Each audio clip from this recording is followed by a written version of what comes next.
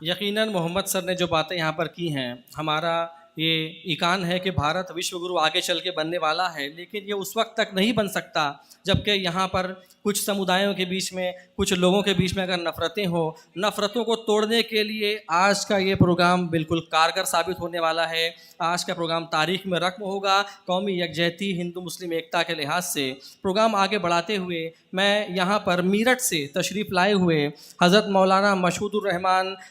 شاہین جمالی صاحب چترویدی صاحب کو اس شعر کے ساتھ میں آواز دیتا ہوں کہ وہ آئیں، اپنے خیالات کا اظہار کریں کہ محفل میں چاند لگانے کے باوجود، محفل میں 4 چاند لگانے کے باوجود جب تک نہ آپ آئے اجالا نہ ہو سکا۔ شاہین جمالی صاحب کے فرزند پلیز تشریف لائیں۔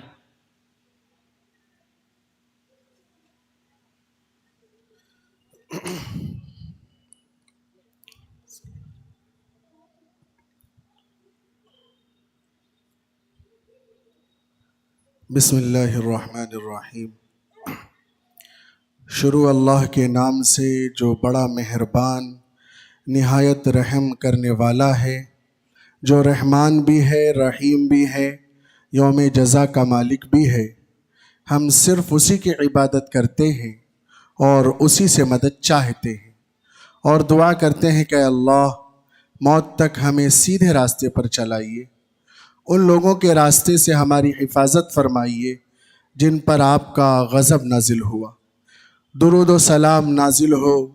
سید المرسلین، شفیع المذنبین، گنبد خضرا کے مکین، احمد مجتبیٰ، والی کون و مکاں، محمد عربی صلی اللہ علیہ وسلم پر، آپ کی آل پر، آپ کے اصحاب پر۔ اللہ نے قرآن پاک میں ارشاد فرمایا، قل ادعوا اللہ او ادعوا الرحمن ایما تدعوا فلہ الاسماء الحسنی۔ آج کی یہ بزم ڈاکٹر ساجد صدیقی صاحب کی کاوشوں کا وہ نتیجہ ہے جو ان کی محنت، حالات اور ان کی کوششوں کا بہترین ثمرہ جو آج ہم یہاں پر جمع ہوئے ہیں۔ ابھی ہمارے محمد سر صاحب جو کچھ ڈاکٹر ساجد صدیقی صاحب کے بارے میں بیان فرما رہے تھے، آج سے 10 سال قبل میری حاضری میرے ابا حضور علیہ الرحمہ کے ساتھ ہوئی، اور اس پس منظر میں جو باتیں ہوئی تھیں اور ڈاکٹر ساجد صدیقی صاحب کے حوالے سے جو بات میرے ابا حضور علیہ الرحمہ نے پیش کی تھی،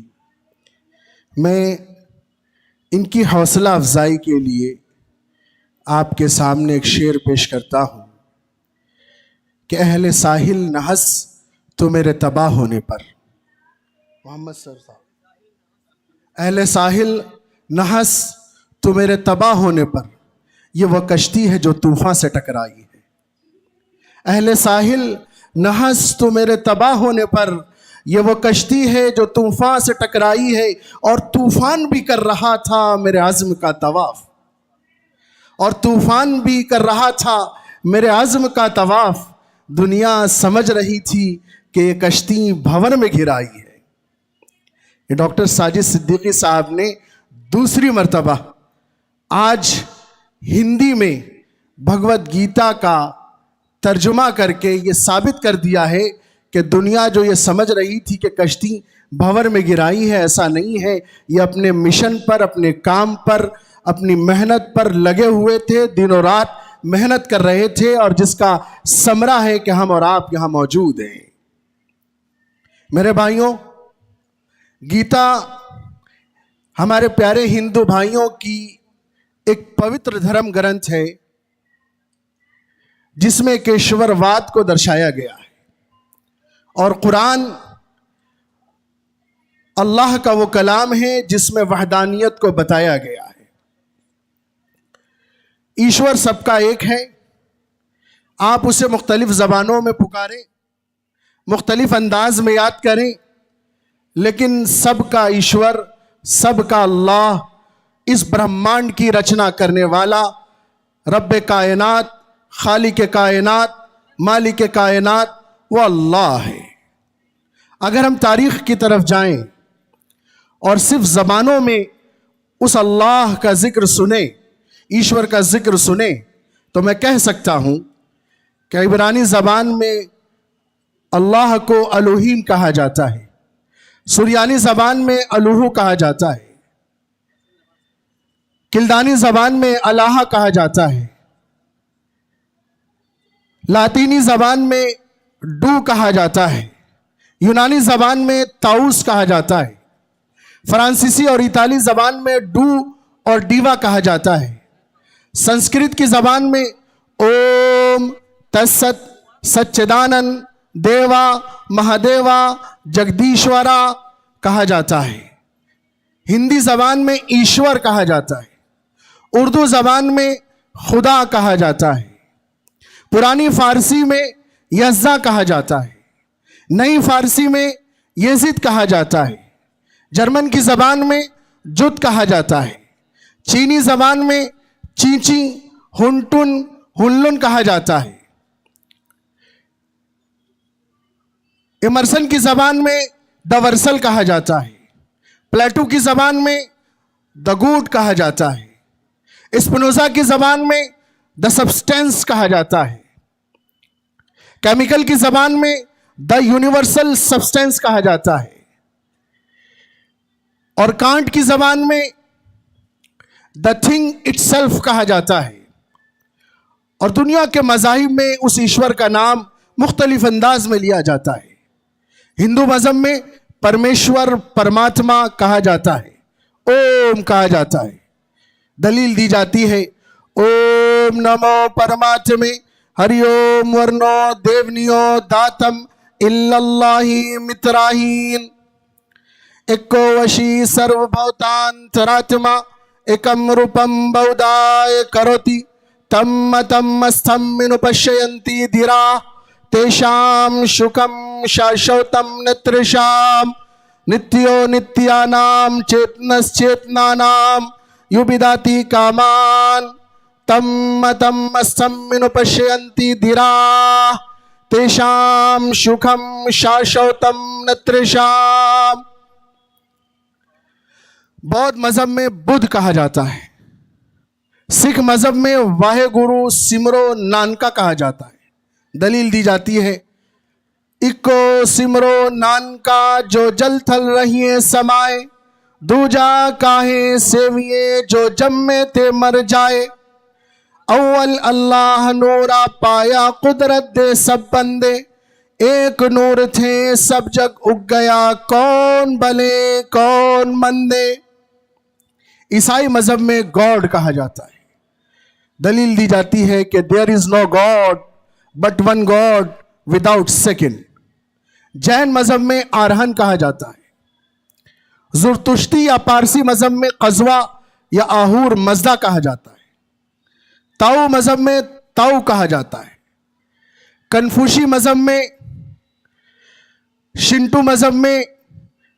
آمی نومی ناکا نوشی کہا جاتا ہے۔ مختلف مذاہب میں ایشور کو یاد کیا جاتا ہے، ایشور سب کا ایک ہے اور اس ایشور نے اس دنیا کی رچنا کی ہے، اور اس ہندوستان کی سرزمین پر جتنے مذاہب ہیں ان مذاہب کا مقصد سب سے پہلے انسانیت کی فلاح ہے، کامیابی ہے۔ آج سے 10 سال پہلے میں نے آپ سے یہ بات عرض کی تھی کہ اسلام کوئی نیا مذہب نہیں ہے۔ دنیا سمجھتی ہے کہ اسلام محمد عربی صلی اللہ علیہ وسلم سے شروع ہوا، لیکن میں کہتا ہوں کہ اسلام کا آغاز حضرت آدم علیہ السلام سے شروع ہوا تھا، اور تاریخ بتاتی ہے، قرآن نے اس کا ذکر کیا ہے۔ قرآن نے کہا وَقُلْنَا يَا آدَمُ اسْكُنْ أَنْتَ وَزَوْجُكَ الْجَنَّةَ وَكُلَا مِنْهَا رَغَدًا حَيْثُ شِئْتُمَا وَلَا تَقْرَبَا هَذِهِ الشَّجَرَةَ فَتَكُونَا مِنَ الظَّالِمِينَ کہ آدم تم اور تمہاری بیوی جنت میں آرام سے رہو، کھاؤ پیو مزے سے، لیکن یاد رکھنا وَلَا تَقْرَبَا هَذِهِ الشَّجَرَةَ اس درخت کے قریب نہ جانا، اگر اس درخت کے قریب گئے تو تم انکار کرنے والوں میں سے ہو جاؤ گے۔ تاریخ بتاتی ہے، ہندوستان کی مشہور کتاب ہے جس کا نام ہے سبحۃ المرجان فی آثار ہندوستان میں لکھا ہے کہ حضرت آدم نے وہ پھل کھا لیا اور جب آپ کو جنت سے بھیجا گیا تو بڑا طویل واقعہ ہے، بیان کرنے کا موقع نہیں۔ حضرت آدم علیہ السلام کے پہلے قدم مبارک ہندوستان کی سرزمین پر پڑے ہیں اور اس جگہ کا نام مورخین نے لکھا ہے شری لنکا کی پہاڑی نودو۔ تاریخ کا مطالعہ کریں تو حضرت آدم علیہ السلام حجر اسود کا جو پتھر ہے وہ ہندوستان کی سرزمین سے لے کر مکہ پہنچے اور وہاں انہوں نے حجر اسود کا پتھر لگایا تھا۔ تاریخ بتاتی ہے کہ ہندوستان کی سرزمین پر حضرت آدم کے جب قدم مبارک پڑے تو 350 سال تک حضرت آدم علیہ السلام شری لنکا کی پہاڑی نودوں پر خدمت کرتے رہے۔ وقت مختصر ہے، یہ ہندوستان ایسا ملک ہے جس میں ہر مذہب کے لوگ زندگی گزارتے ہیں۔ اسی لیے میں کہا کرتا ہوں اس وطن سے محبت ہمارے ایمان کی علامت ہے، پیارے نبی صلی اللہ علیہ وسلم کی بشارتیں ہیں اور انسانیت سے گہرا تعلق ہے۔ ہم اپنی زبان سے ہمیشہ شبنمی فہار اپنے نبی کے پیغام پر لوگوں تک پہنچاتے ہیں۔ اس لیے میں آپ کو بتا دوں، میں خود کہتا ہوں کہ ٹوٹتے پھوٹتے رہنے کا چلن مانگ لیا، ٹوٹتے پھوٹتے رہنے کا چلن مانگ لیا، ہم نے حالات سے شیشے کا بدن مانگ لیا۔ جب گئے خالق تقدیر کے دروازے پر، جب گئے خالق تقدیر کے دروازے پر، لوگ دولت پہ گرے ہم نے وطن مانگ لیا، لوگ دولت پہ گرے ہم نے وطن مانگ لیا۔ یہ وطن، یہ ہندوستان ہمارے دلوں میں رچتا ہے، بستا ہے، اور ہماری مذہبی تعلیم، اسلام کی تعلیم، احادیث کی تعلیم اور یہ قرآن کا پیغام اور دنیا کے جتنے مذاہب ہیں، چاہے وہ ہندو ہوں، سکھ ہوں، عیسائی ہوں، ساری مذہبی تعلیموں کا مقصد انسانیت کی فلاح ہے۔ میرے بھائیوں، تفصیل سے اگر اس بات پر میں آپ کے سامنے حوالے پیش کروں تو کم سے کم 2 گھنٹے کا وقت ضرور چاہیے۔ یہ میرا خاص موضوع ہے اور ڈاکٹر ساجد صدیقی صاحب کی دعوت میرے والد محترم کی سنت کو زندہ کرنے کے لیے یہ عاجز آپ کے سامنے حاضر ہوا ہے، ورنہ مصروفیت اتنی تھی کہ آنے پر میں قاصر تھا۔ ابا حضور علیہ الرحمہ کی سنت کو زندہ کرنے کے لیے اور ایک پوزیٹیو میسج، ایک مثبت پیغام آپ تک پہنچانے کے لیے حاضر ہوا ہوں، اور وہ مثبت پیغام یہ ہے کہ سارے دھرموں کے جو اوتار، پروفیٹ، میسنجر، تیرتھنکر، بخشور نبی آئے ہیں، سب کا پیغام انسانیت کی فلاح ہے۔ میں اسی بات پر ہمارے پیارے ڈاکٹر ساجد صدیقی صاحب کو دل کی گہرائیوں سے مبارکباد پیش کرتا ہوں کہ انہوں نے ایسا کام 10 سال کے بعد پھر دوبارہ کر دکھایا ہے، اور ان کے حوالے سے آپ کے سامنے اپنا ایک شعر جو ندا فاضلی صاحب نے بیان کیا ہے عرض کر کے آپ سے اجازت لیتا ہوں۔ کہا کہ سفر میں دھوپ تو ہوگی، جو چل سکو تو چلو۔ یہ ہمارے ڈاکٹر ساجد صدیقی صاحب کی حوصلہ افزائی ہے۔ جب بھی کوئی پوزیٹیو میسج کو لے کر چلتا ہے،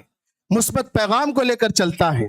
تو ان کے ساتھ حالات تو آتے ہیں۔ آپ پوزیٹیو رہیں، انسانیت کے ساتھ چلتے رہیں، کامیابی ضرور ملتی ہے۔ میرا یہ شعر کہ سفر میں دھوپ تو ہوگی، جو چل سکو تو چلو، سبھی ہے بھیڑ میں تم بھی نکل سکو تو چلو۔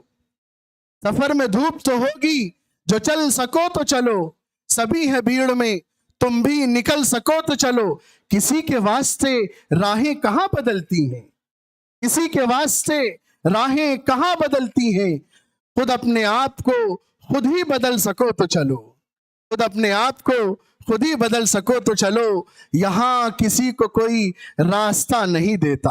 یہ ساجد صدیقی صاحب آپ سے گزارش کر رہے ہیں، یہاں کسی کو کوئی راستہ نہیں دیتا،